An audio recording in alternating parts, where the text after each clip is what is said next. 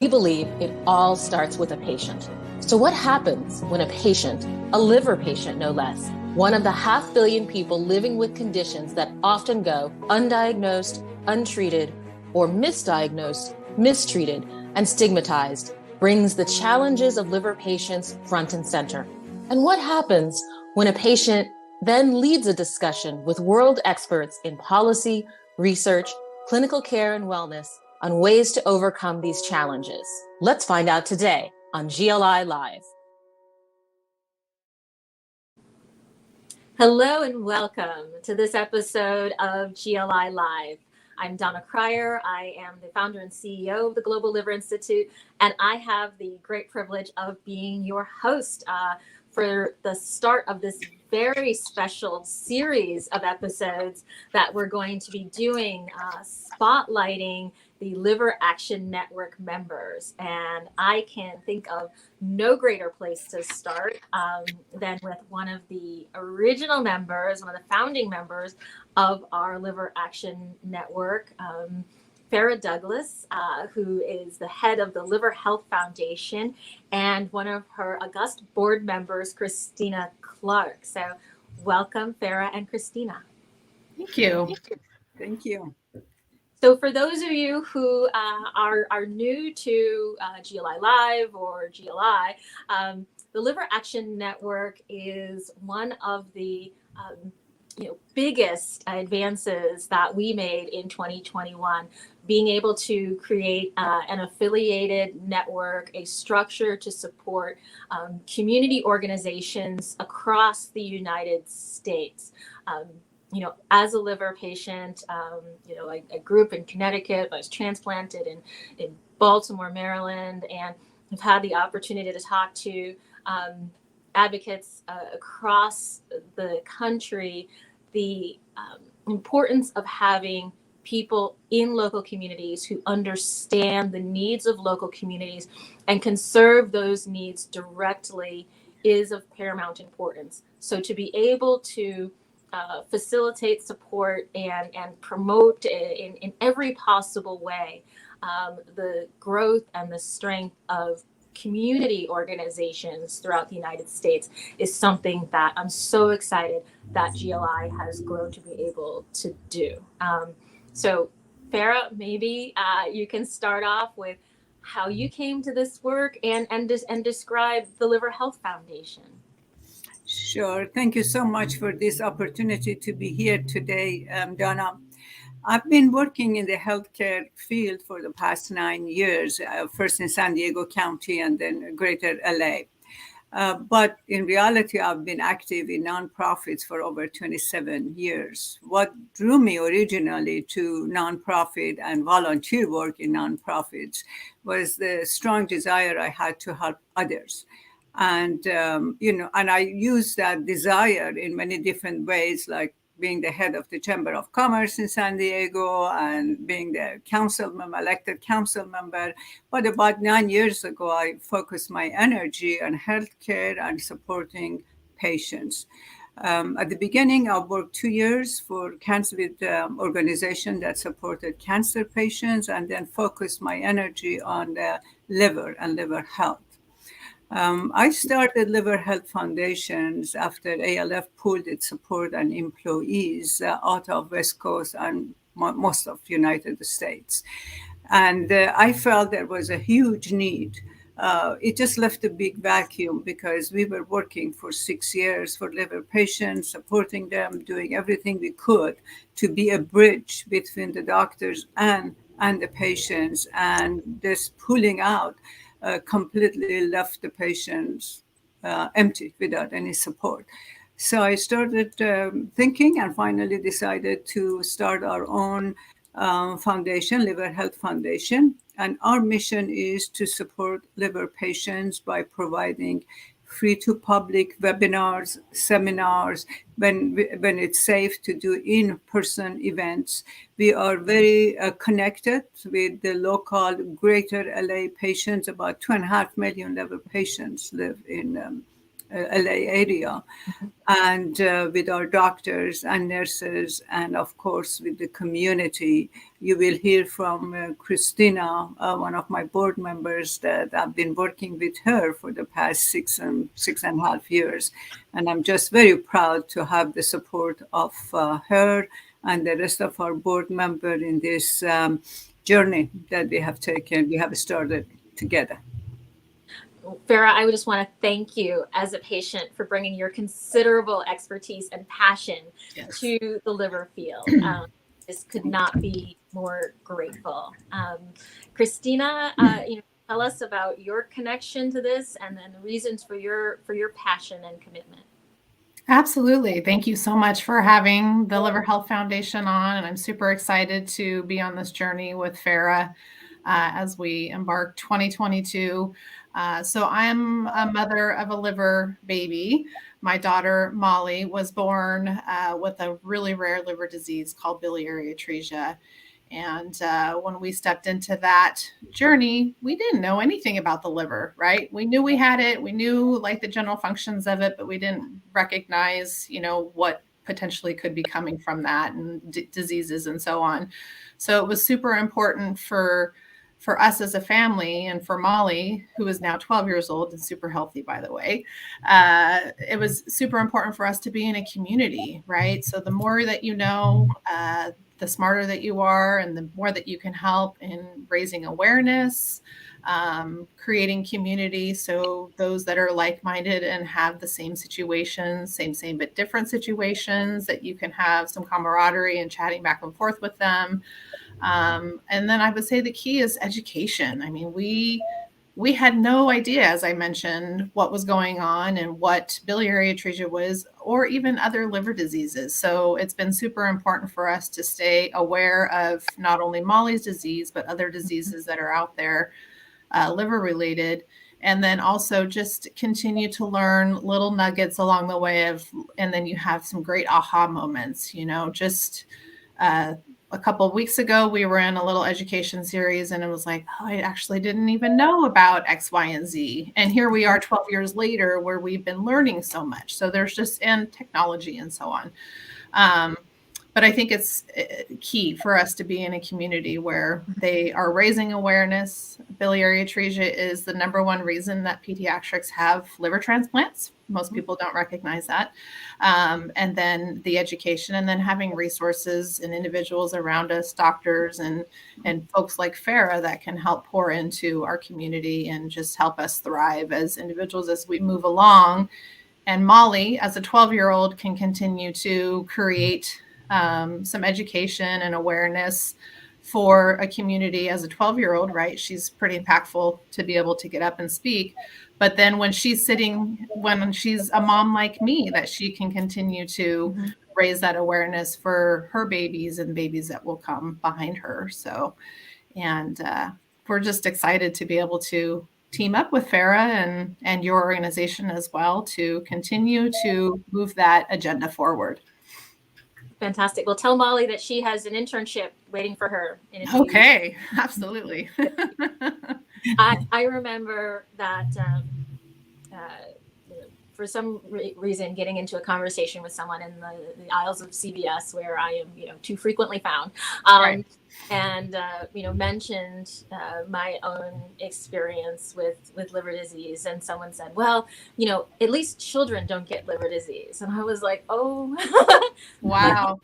So it's so important to have you as on the board of the Liver Health Foundation and involved in these efforts, so that people understand that infants, pregnant women, infants, children do unfortunately have very serious, life-threatening liver diseases, and that frankly anyone who has a liver is at risk of some form of liver disease, and I think that would go a long way in terms of taking away a lot of the stigma around that it's everyone Yes. is potentially affected, and anyone that they love, and so having your voice and yours and Molly's story is so important. So Thank you for sharing. Thank you for, wanting to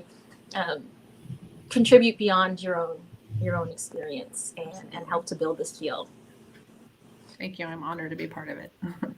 So Farrah, LA is a very, strong area. It has some amazing transplant centers and just liver health centers who've been, doing fantastic work for, a very long time. I remember working with Ron Busatel at UCLA, ages ago. And of course, my own transplant surgeon, Dr. Andrew Klein, is out at Cedars-Sinai. You have Maz and Nuruddin. You have a whole host of, just really fantastic physicians and centers, and of course the unique attributes of Los Angeles and the creative community there. So, what are the unique needs, in your area, and some of the unique, events or things that you think you can leverage for patients? I think that what I have learned is, yes, we are the hub of the best hospitals, the best hepatologists in the United States. I really believe that. And I am so grateful that all of them are helping me and have partnered with us at Liver Health Foundation. But there are several things that are still need help. One is access to healthcare. As you know, LA is diverse. We have many minorities. Some of them don't even speak English. So for us, when we had in-person events, we used to take a translator with us that would translate into Spanish what the doctors were saying and also translate Q&A. So access to healthcare, access to information is very important. And providing, as Kristina was saying, education. NAFLD and NASH, as you know, are the new epidemics in the United States, but not too many people are aware of that. So this year in 2022, we are planning to do a lot of webinars on NAFLD and NASH. And of course, Dr. Nuruddin, who is the foremost authority in both of them, is going to be helping us and a member of our medical advisory council. The other thing that I felt was missing was concentration and focus on pediatric and rare liver diseases. We were not able to do that in the past, but it's very strongly on my schedule and our programs this year. Last year, liver cancer is another issue that people are very scared of, and not too many people know all the symptoms, why it happens, and what to do about it. So we will have a lot of webinars on liver cancer as well. But one thing that happened last December, I've been thinking about this with my medical advisory council members for a long time, but I wasn't able to do it because of many conditions. Excuse me. One was that our webinars are always focused on the disease. We have the best doctors telling people, this is the disease, these are the symptoms, this is what treatments are available, and these are the people who are at risk of getting these diseases. But we never had the opportunity to sit down with liver patients and look at liver disease through the eyes of a liver patient. We did one webinar in December with a 14-year-old liver patient. The feedback and support for that program was so unbelievably high that now I have started this new series, monthly event we are going to do. We call it a patient blessing. We call it a patient's journey. Patient will sit with his or her own hepatologist in a very informal conversation. The patient talks about their view when they were diagnosed, what they experienced, what they're feeling right now, what questions they have about their future. And the doctor is in a very, very friendly conversation, responds to question, and the doctor will ask question. So I think I think that is one of the best things that we will be doing this year. I love that. I love it for so many reasons. Certainly, GLI is patient-led, patient-informed, and patient-centered, and getting that voice and perspective, and recognizing that patients and their lived experience bring a different type of expertise to the process is really core to who we are. But I also love that it gives the doctor the opportunity to ask patients questions. A lot of people don't ever see that dynamic, particularly young people, and I can think it can only be really empowering to realize, oh, the doctor has something to learn from me, for either tips or tricks that I've sort of learned about how to remember to take my meds on time, or how I deal with the feelings of being prednisone full when I'd rather have Instagram cheekbones at a certain age. And so I think that is so powerful. We'll be doing an IG live on COVID tomorrow at 6:15 Eastern time, to really just to do that. We have our COVID updates, of course, but a lot of people ask me, Donna, you have a transplant, you're immunosuppressed in all these different ways. Like, what are you actually doing? What mask do you use? How many vaccines have you taken? And so we'll be able to answer those questions, in that more informal format. And so I think that, Farrah, you're onto something that, and this is one of the advantages, I think, of having the Liver Action Network, that's a sort of a model that we'd love to highlight and circulate for all of the Liver Action Network members, to think about how they can do in their communities, and leverage those stories and experiences, and deepen those relationships with their physicians.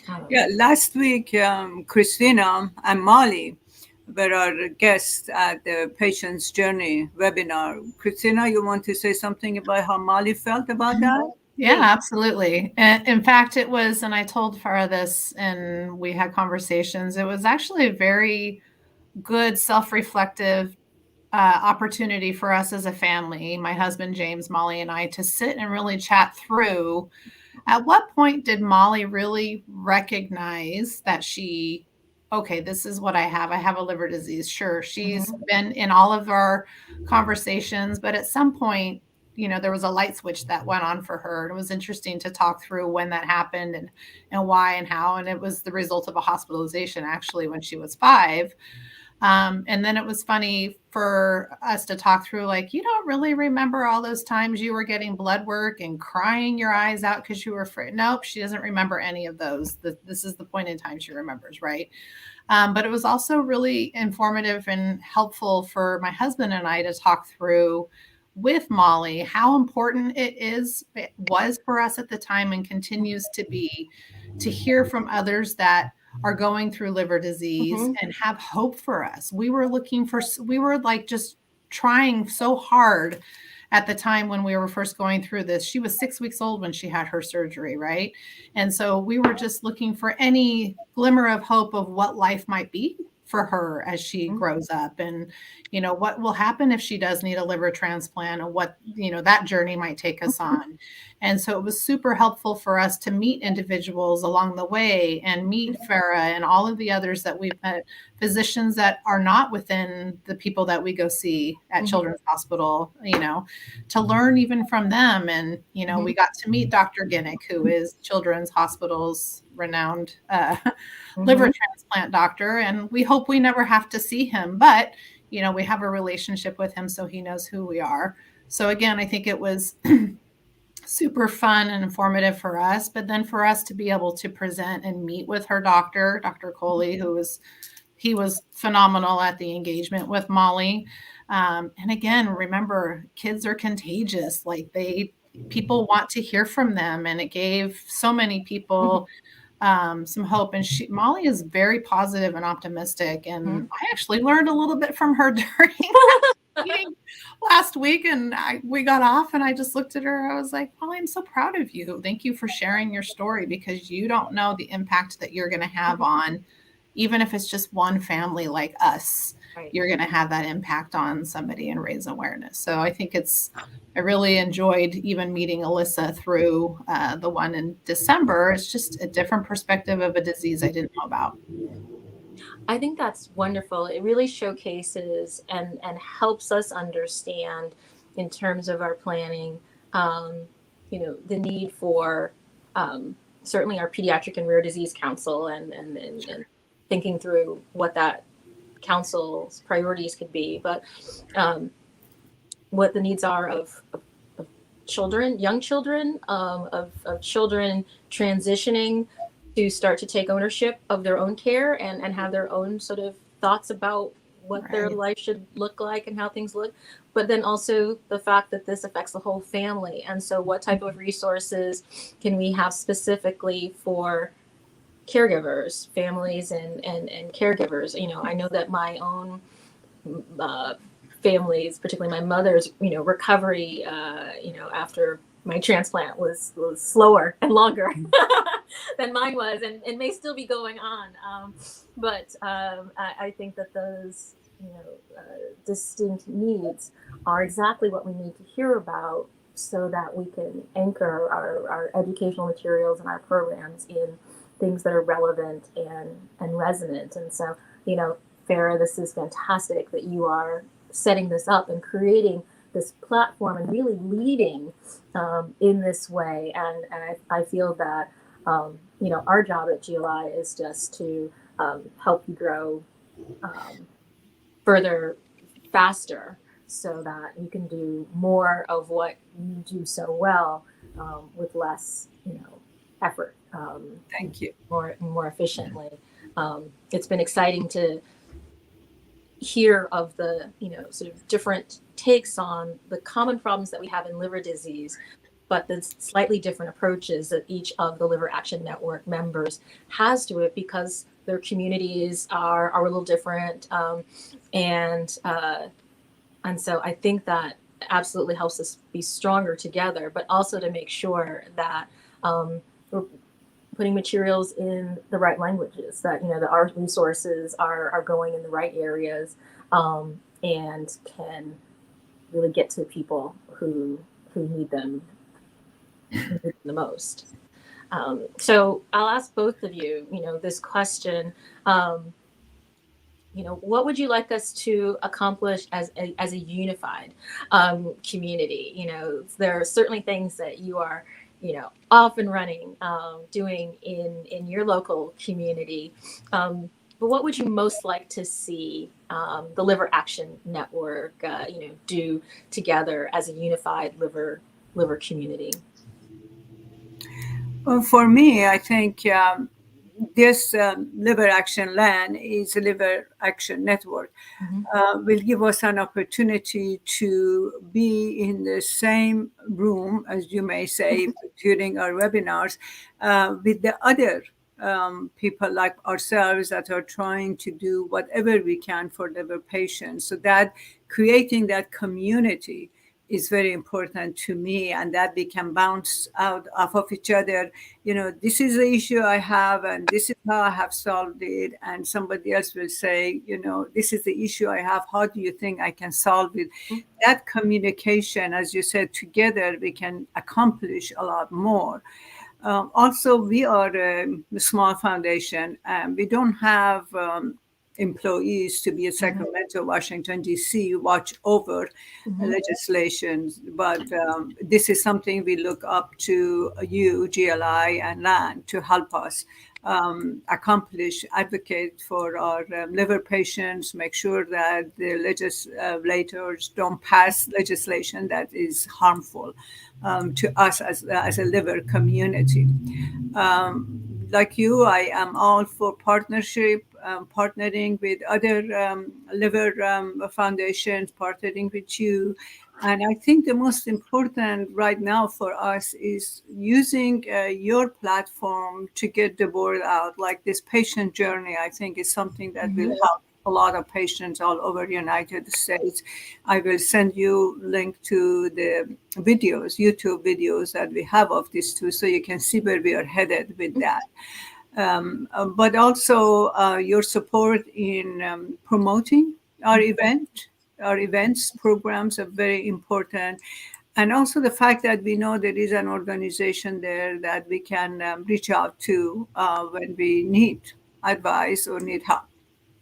It has been my honor to give that advice, to promote the work, to share best practices, and to help to strengthen your organization and community assets. I think one of the things that people didn't quite believe when I created GLI 7 years ago was that it's really not about me. It's about the field as a whole being successful, and to make sure that other patients and families, coming behind me, had an easier time of it, or could avoid it altogether. The issues or challenges and frustrations, that I have had. And so success for me is if Liver Health Foundation is hugely successful and effective and has impact in its area. So Kristina, I'll give you the last word, as every mom should have. Thank you. And board members should have. Sure. What would you like to, a year from now, what would you like to have changed because a more unified liver patient community, is in existence, and we talk with one voice to advance an issue? What would you like to have happen? That's a great question. I would love to see the awareness of all liver diseases, specifically the rare ones out there, to be known, and especially biliary atresia. It's something that you need assistance with doctors very early on to discover. The earlier, the better, right? So getting the resources out there with doctors, and what kind of testing needs to happen within the first hours or days of birth, and so definitely would be resources. I love what you said about stronger together, because I do truly believe in relationships and building that and making sure that there's that common community. But then there's also making sure that the more we know, the better we are. And things that GLI might be doing that the Liver Health Foundation can tap into, or the LAN can tap into, is something that you had mentioned too, is maybe GLI hadn't thought about this one little nugget that maybe the Liver Health Foundation is doing. So I think it's key. And recognizing, one of the other key things you said is that it's not just you, the patient, but it's the family. Because I got the chills when you said that your mom's, journey to recover was probably a little bit longer or different than you, because, she's not the patient. And so it feels different, right? And I can speak truthfully as a mom of a patient, it feels different. You're sitting kind of on the sideline, and this is your baby. You're going to be her babies, right? And so, and then it's just, again, the education is key, because as I mentioned when we first started talking, we knew what the liver was, but we didn't understand the impact and all of the diseases, and what you could do today to stay healthy and stay away from fatty liver disease and all of the other things that you could potentially have control of. And so I think it's important that we as liver community can continue to educate. And again, it's just going to be one person at a time, right? And it's going to be the people that are within our network, and we just keep branching out, almost like your biliary tree, a tree, and it continues to, branch out. And then all of a sudden there's another branch of, a community, whether it's your family members or somebody else. So I think that's. You gave us, thank you for that. But you gave us such great lead-ins for both our Advanced Advocacy Academy, so that patients and caregivers can get more education and can learn how to better educate others around them within our networks. And next month, February, is Rare Liver Diseases Month. Yes. Our second year of having created that. And I know we will be featuring something on biliary atresia. So hopefully we are meeting your needs in real time. Yes. And people will be spreading the word about Rare Aware, and really increasing their knowledge about the pediatric and rare liver diseases that are affecting, the child in the seat in school, next to them, or on the Zoom call in school next to them, or Right. and are all through their community. So I hope that you all will look forward to spreading the word about that. Yes, absolutely. Thank you, Donna. Thank you so much for today. That's all the time we have, and but I'm so excited that we had it together. Thank you. Likewise.